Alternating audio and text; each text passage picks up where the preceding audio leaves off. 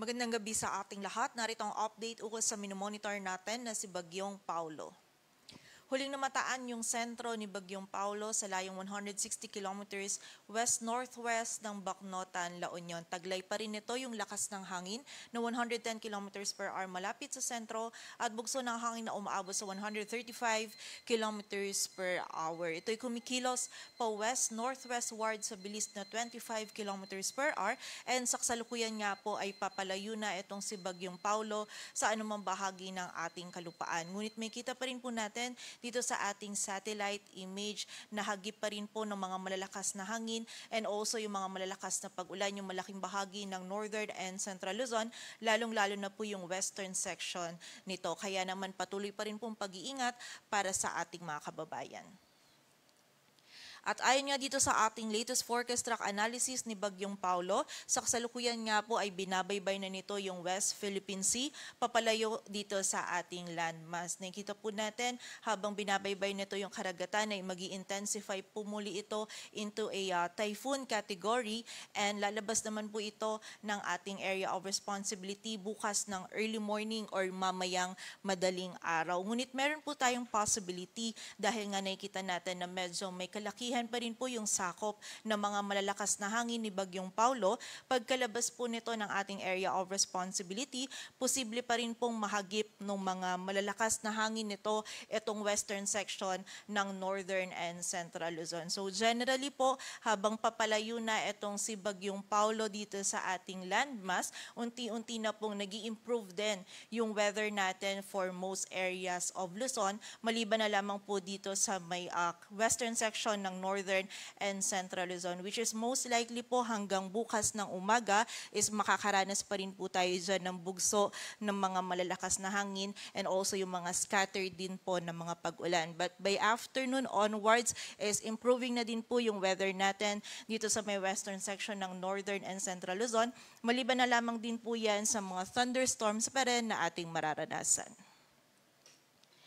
At sa kasalukuyan po kaugnay ng mga malalakas na pag-ulan, meron pa rin po tayo or posible pa rin yung 50 to 100 millimeters of rainfall dito sa Ilocos Sur, La Union, Pangasinan, Zambales, Bataan at Benguet. Kaya naman pong patuloy pa rin pag-iingat para sa ating mga kababayan sa banta pa din ng mga flash floods at landslides.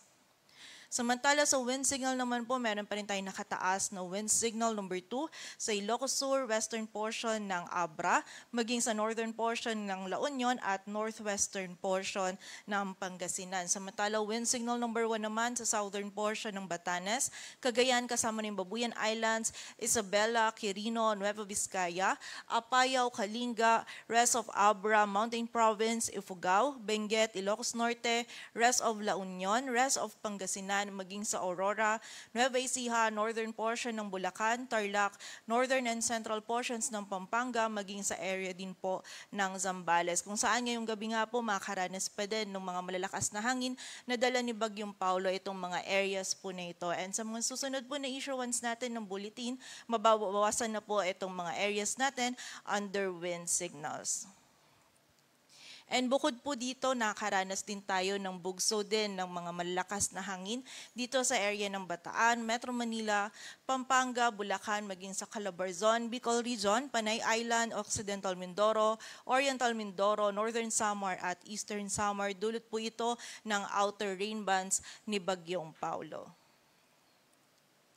Samantala sa gale warning naman po, medyo nabawasan na yung mga areas natin under gale warning. Meron na lamang po tayo sa Ilocos Norte, Ilocos Sur, La Union at sa Cagayan kasama na dyan yung Babuyan Island. So patuloy pa rin pong pag-iingat para sa ating mga kababayan dyan and sa mga susunod po na issuance natin or most likely mamayang umaga ay posible pong i-lift na din natin yung gale warning dito po sa mga areas na ito.